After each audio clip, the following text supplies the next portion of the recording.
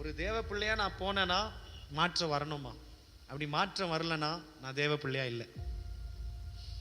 பிரச்சனை நடக்கிற இடத்துல சூழ்நிலைகளை கொண்டு கர்த்தர் உன்னை கொண்டு போய் அங்கே நிற்க வைக்கிறார் அப்படின்னா, நீ அந்த இடத்துல இருந்து 5 நிமிஷம் தான் இருக்கிறேன்னு வச்சுக்கேன், 5 நிமிஷத்துல அந்த இடத்துல நீ வரத்துக்குள்ள உன்னால அந்த பிரச்சனை மாறணும். 10 நிமிஷம் தான் அந்த இடத்துல இருக்கிறன்னா உன்னால அந்த பிரச்சனை மாறணும். ஆனா நீ தேவ பிள்ளையா அங்க இருந்து அந்த பிரச்சனை மாறாத வருதுன்னா, அங்க இருக்கிற உலகத்தாரை போல நீயும் இருக்கிறன்னு அர்த்தம்.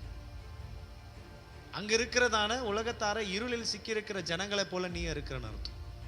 எப்படின்னா அதான் சொல்லுது இல்லையா, ஒளிக்கும் இருளுக்கும் ஐக்கியம் ஏது, நீதிக்கும் அநீதிக்கும் சம்பந்தம் ஏதுன்ற மாதிரி நம்ம போய் ஒட்டி கொண்டு இருக்கிறோன்ற அர்த்தம்.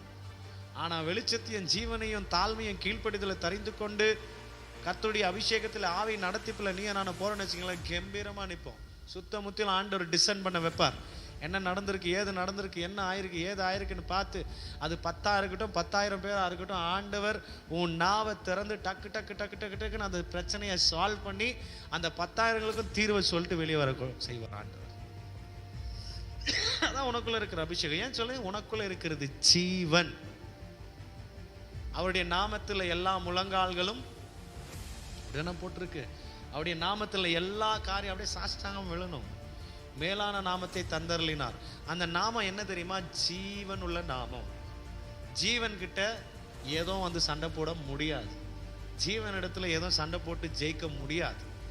அது ஜீவன் இடத்துல எது வந்தாலுமே நான் கீழே தான் குனியணும், நான் கீழே தான் சாஷ்டாங்கமா பணிந்து கொள்ளணும், இவர்கிட்டலாம் என்னால் சண்டை போட முடியாது.